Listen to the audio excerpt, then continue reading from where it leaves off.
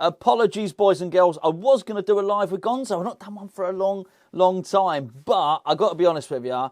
I looked at that chat when myself and Tommy did the review, and the chat was really feral, actually. And I just found a lot of the people that are always, good posters, always speaking reasonably, were getting trolled and drowned out. And I don't have a moderator ready to be able to basically deal with it. So apologies, you're stuck with me retrospectively uploading it and whatnot. But we will, once I find out how to manage that and I get the moderators sorted out a little bit more, and I can work out how to block spam accounts and things like that, and just get some proper West Ham chat going without the insults. I'll start doing the live with Gonzos again. But I know it's 99% here. I do apologise too. And it's a shame 1% spoil it, but hey, that's the internet, I guess. Back onto the game. It's a weird one. I've got some frustrations about that game.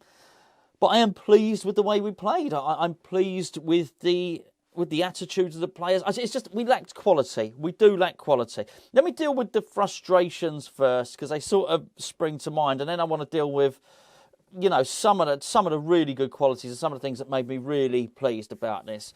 I have a certain level of sympathy for some of the players. Let me start with Flynn Downs. I've got a massive load of sympathy for Flynn Downs. Flynn Downs just looks like a fish out of water when he's facing the goal, probably about 30 yards out.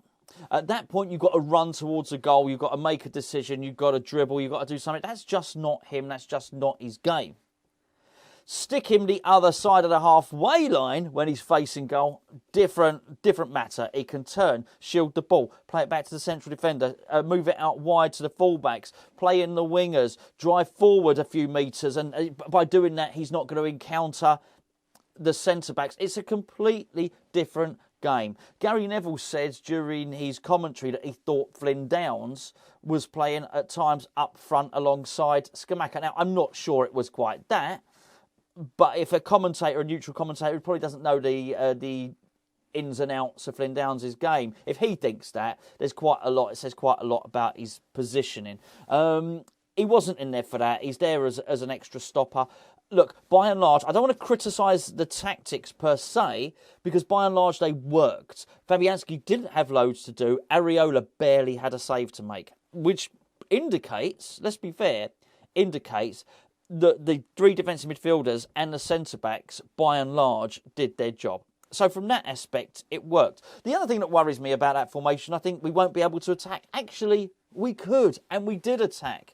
Here's the problem. Having so many defensive players on the pitch, even if you've got the attitude and the intent to attack, which we did, leaves you lacking the ultimate quality. We didn't have anything like what Man United produced to score their goal in terms of a delivery. It was a cross then from Eriksen. Ironically, the two best crosses of the game, I thought, happened once Scamacca had departed. The two crosses were just about... I think it was Dalot managed to stretch his neck and sort of just nudge it away from Antonio. The two crosses that would have been absolutely perfect for a 6'5" striker were delivered once he'd left the pitch. I think that was a slight annoyance. The other thing that is frustrating the hell out of me, I got to be honest with you, is what's happened with Thomas Souček. And I said to Tommy in the review, I now assess him as a defender. I don't even assess him as a midfielder anymore. I really don't. So I look at him and think, what's his tackling like? What's his heading like? What's his interceptions, his blocks? You know what the answer to that is in most games? Pretty damn good. Pretty damn good. Thomas Souček is a fine defender. He really is. And I think the problem is, if we'd never seen the Thomas Souček that had scored whatever it was, 11 goals in a season or something like that. If we'd never seen him, and all we ever saw him was, first of all, was a defensive midfielder, you probably wouldn't think too much of it now. You probably just think, well, he's a defensive midfielder who's limited in his distribution of the ball. Now, because the goals go, it's hard to basically adjust yourself and think, well, he's just a defender. He sort of is, isn't he, really? And I think that's what I found frustrating as well. I was really pleased with... a few things I was really pleased with. I was really pleased that Ben Rama got the 90 minutes. He was far better in the first half than the second. but I was really pleased to see him play for 90 minutes. I guess Moyes didn't have any choice, really, did he? There were no other creative players to bring on. Well, maybe he could. I guess he could have brought on Lanzini, couldn't he? But Benrahma was one of the few places where a goal was going to come from. Now, listen, his shooting was off and his crossing was off a little bit, but he did pose a threat. He really did. On another day, he scores a goal. But I was pleased that he played for the full 90 minutes. And it's just absolute sod's law with him playing that well. And you see what you get with a little bit of consistency. The guy behind him, Cresswell, didn't have his best game. Defensively, fine, but he wasn't purring. When Cresswell's purring and creating, I just thought we'd have a really, really good left-hand side there. Not so much in this one. Before I go any further, this video is sponsored by the Spitch Fantasy Football app, which you can download by clicking the link below. I've had a bad week, boys and girls. I've had a bad 2 weeks. My fantasy football was dropped off a cliff. It has to be said. But if yours is better than mine, if you were able to predict all the scores this weekend, if you were able to predict who was going to score, who was going to defend well, who was going to keep a clean sheet, and you fancy yourself at fantasy football, then download the Spitch app. You've got to be 18 and above because there is a gambling element. But there are tons and tons of prizes, up to £70,000 worth of cash prizes each and every game week. It doesn't matter if you've missed the first 10 game weeks. It starts afresh each time. Pick a new team, pick who you want to play the classic Premier League game. Costs £1.70 to enter, and it pays out on the top 25%. So if 400 people enter into that mini league, then it pays out the top 100. So actually the returns are pretty damn good, and your chances of winning are even better. Check it out. Please do use the link below. The right side was, funny enough, you almost had the mirrored problem on the right-hand side, whereas on the right-hand side you had the fullback playing well. We'll deal with his mistakes in a bit. Well, I already have done, but you had the winger in Jarrod Bowen not playing particularly well. It is frustrating to see Bowen play like that, because then you sort of realise that so much of our good stuff, so many of our results last season were a product of Jarrod Bowen scoring. Jarrod Bowen scored a lot of winners last season, or game-winning goals, as it were. Maybe not the last goal in the game, but the important goal. We missed that. We're missing those goals from our play at the moment, and it's for David Moyes to try and tweak that. Kehrer, I thought, if he plays like that, it's not just a case of, I think it damns him with too much faint praise if you say just going forward. It wasn't just that, actually. It's like Tommy said, he's tackling, defending on the ground really good. When that ball's in the air, he loses his marker. That being said, and here's the thing, Johnson does a better job of defending that back post, doesn't he? Everything else, Kehrer is better at. So do you select that marking the back post, which Johnson is better at, or Kehrer, who I thought, from an attacking perspective, was really good. And as I mentioned in the review, I thought there were times during that game when everyone was hoofing it long in that first half, where Kehrer almost said, no, I'm not going to do that. I'm going to play the ball on the deck, and I'm going to pass it forward quickly and incisively and to feet. And I was really pleased with what I saw from him, aside from, as I say, marking the back post, which ultimately was the goal. I say he was at fault for that. There's no way of saying otherwise. And of course, he didn't learn from it, did he? You know, Fred got into that same position. That's clearly something that has to be worked on. I don't believe for a second it can't. He plays at centre-back. When he plays at centre-back, I've seen him do many clearing headers. He just has to apply that positioning to being a right-back, or that character trait of, he's not going to let someone run off him as a centre-back. Don't do it as a right-back, basically. And it's not like he wasn't in position. He's in position both times. He just goes to sleep. He doesn't contest it. He doesn't look for the little darting run. So there was that. I thought Scamacca, early on, Scamacca played quite well. He's the guy that played Benrahma through twice. But he sort of drifted into the margins of the game. A victim. I thought Scamacca was a victim of a lack of supply. And unfortunately, that's just what happens. It doesn't mean bodies didn't get close to him. We had Endeavour. Flynn Downs got close to him. But he can't supply him. Bowen got close to him, but wasn't playing well. And I thought Luke Shaw had the better of him as well. Benrahma got close to him, but ultimately, and received a couple of balls from Scamacca as a result, but ultimately didn't quite have the cutting edge to finish it off. Scamacca's issue was they're just the people playing the ball from... There was no creative hub behind him. And as I mentioned earlier, I was sort of jealous of Eriksen's range of passing, sort of jealous of what Casemiro was doing as well. And then when you add into it that Martinez, the centre-half they got, distributes the ball really well.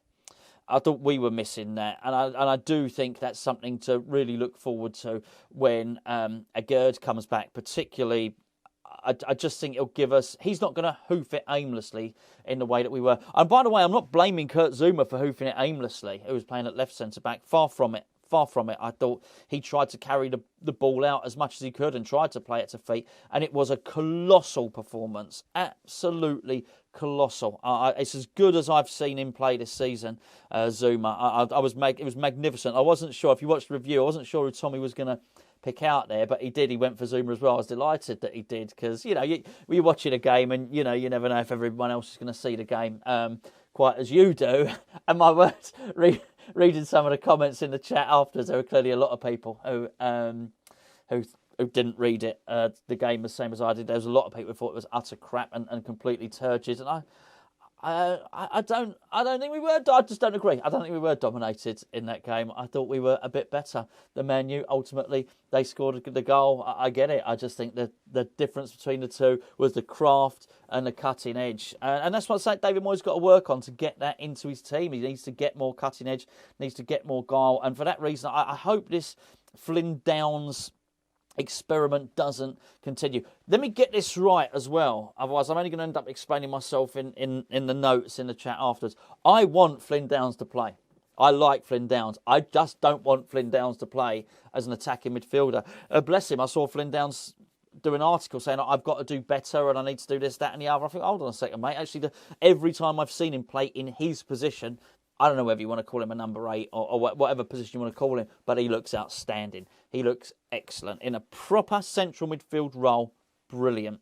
Attacking midfield, no, for all the reasons that I gave earlier. And also, I don't know if you watched the review over on the main channel, I spoke about Antonio on that at the point where the referee did him a favour. People saying the referee was atrocious. I think the throw-in thing was atrocious, where it didn't go out for a throw-in. And I felt that early on in the game, Man U got more decisions than they should do. But I also thought we did get a few, and I thought more or less he let the game go. And I was really pleased, actually, did Antonio a favour by Antonio was calling for a free kick, and the referee said, no, I'm not going to give you one, you play on. Antonio got the ump, and he went and shoulder barged Martinez, and the referee said, well, I'm letting that go as well. You guys just play. It's a contact sport. I think actually it did Antonio a massive favour. From that point on, Antonio played so much better. He was almost back to battling Antonio rather than winning a free kick Antonio. Who's not particularly good at it, to be perfectly honest with you. I don't know if we were unlucky not to score. We made enough chances to warrant a goal. But I think when you lack that craft and then you have a goalkeeper in that form, it's going to be really hard anyway. I was annoyed after the Liverpool game when David Moyes said, we deserve something from the game. I don't think we did. I don't think we showed enough intent. I generally get annoyed when he says that stuff because there are so many times I just don't think that we did. I don't mind him saying it after this one. I've not heard his post-match interview. But if he turns around and says we should have got something from that game, I thought we played well, I won't take umbrage at that. I think we did play really, really well. That being said, I do think there's an indicator there. There's an indicator. If you swap some things around in that team, you get a little bit more creativity there. You get a little option for if things aren't going right with one of the wingers, where you can bring someone else on. You have someone creative in the middle like Paqueta, and you sort out that centre-back situation, so you've got a Gerd next to Zouma. I do think you've got a team that's metamorphosised. I really do. Still got to sort out that right-back issue. There still remains a problem there. If you could put Kehrer and Johnson together, sort of meld them in. I was going to say mate. No, forget that. If you could meld them into one player, I think you'd have a pretty damn good player there. But I guess we could say that.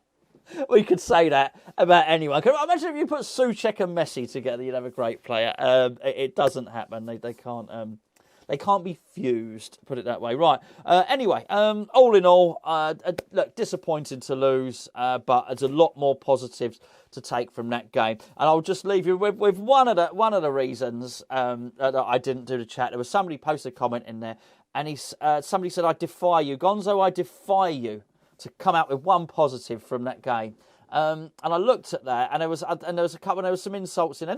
Insults to other people in the post, and I just thought, yeah, I'm not sure I'm up for that. Because I saw so many, I didn't feel the need to justify myself in a live chat. That's how I saw the game. We did some things wrong. We did plenty right. And, I you know what? Bring on the next game. I've got to say, after that, I am a lot more hopeful about the Crystal Palace and the Leicester games. And do you know what? I would have preferred 3 points. I'd have even preferred 1 point to none.